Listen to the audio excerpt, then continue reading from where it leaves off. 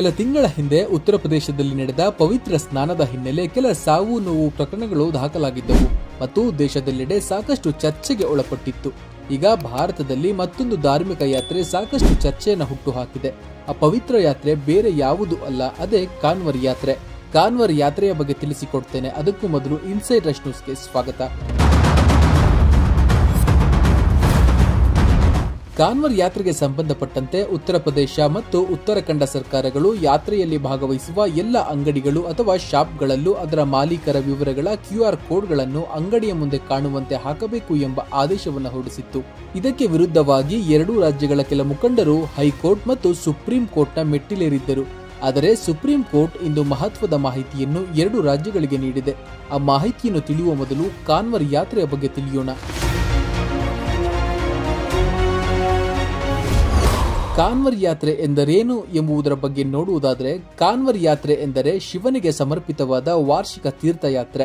ಕಾನ್ವರಿಯಸ್ ಎಂದು ಕರೆಯಲ್ಪಡುವ ಭಕ್ತರು ಗಂಗಾ ನದಿಯಿಂದ ಪವಿತ್ರ ನೀರನ್ನು ಸಂಗ್ರಹಿಸಿ ತಮ್ಮ ಸ್ಥಳೀಯ ಶಿವ ದೇವಾಲಯಗಳಿಗೆ ಕೊಂಡೊಯ್ಯುತ್ತಾರೆ.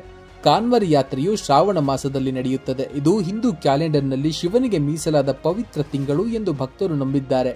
ಭಕ್ತರು ಗಂಗಾ ನದಿಯಿಂದ ನೀರನ್ನು ತಂದು ಶಿವನಿಗೆ ಅಭಿಷೇಕ ಮಾಡಲು ಈ ಯಾತ್ರೆ ಕೈಗೊಳ್ಳುತ್ತಾರೆ.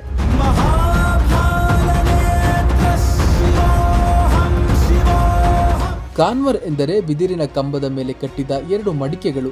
ಭಕ್ತರು ಈ ಕಾನ್ವರ್ಗಳನ್ನು ಹೆಗಲ ಮೇಲೆ ಹೊತ್ತುಕೊಂಡು ಪವಿತ್ರ ಜಲವನ್ನು ತರುತ್ತಾರೆ.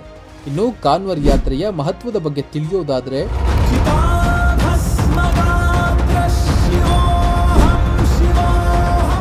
ಕಾನ್ವರ್ ಯಾತ್ರೆ ಹಿಂದೂ ಪುರಾಣಗಳಲ್ಲಿ ಕ್ಷೀರಸಾಗರದ ಮಂಥನಕ್ಕೆ ಸಂಬಂಧಿಸಿದೆ.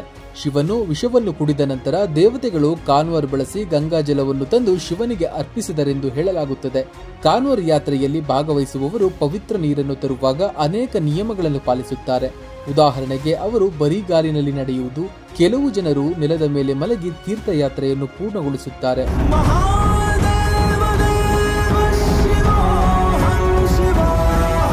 ಈ ಪವಿತ್ರ ಅವಧಿಯಲ್ಲಿ ಅನೇಕ ಭಕ್ತರು ಮಾಂಸಾಹಾರದ ಸೇವನೆಯನ್ನ ಬಿಡುತ್ತಾರೆ.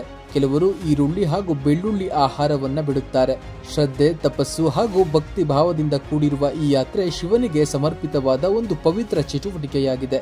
ಹೀಗಾಗಿ ಕಾನ್ವರ್ ಯಾತ್ರಾ ಮಾರ್ಗದ ಆಹಾರ ಮಾರಾಟಗಾರರ ಬ್ಯಾನರ್ಗಳ ಮೇಲೆ QR ಕೋಡ್ ಸ್ಟಿಕ್ಕರ್ಗಳನ್ನು ಪ್ರದರ್ಶಿಸಬೇಕು ಎಂಬ ಆದೇಶವನ್ನು ಉತ್ತರ ಪ್ರದೇಶ ಮತ್ತು ಉತ್ತರಾಖಂಡದ ಸರ್ಕಾರ ಹೊರಡಿಸಿತ್ತು.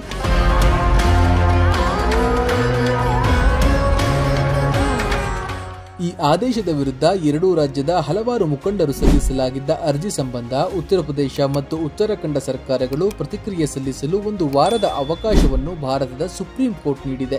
ಈ QR ಕೋಡ್ಗಳನ್ನು ಸ್ಕ್ಯಾನ್ ಮಾಡಿದರೆ ಯಾತ್ರಿಕರು ಅಥವಾ ಕಾನ್ವರಿಯರು ಆಹಾರ ಮಾರಾಟಗಾರರ ವಿವರಗಳನ್ನು ಪಡೆಯಬಹುದಾಗಿದೆ ಎಂಬ ಉದ್ದೇಶ ಇದಾಗಿದ್ದರೂ, ಈ ಕ್ರಮವು ಗೌಪ್ಯತೆ, ಸಮುದಾಯದ ಭೇದ ಭಾವ ಮತ್ತು ಕಾನೂನು ಸಂಬಂಧಿತ ಪ್ರಶ್ನೆಗಳನ್ನು ಎಬ್ಬಿಸಿವೆ ಎಂದು ಹೇಳಲಾಗುತ್ತಿದೆ.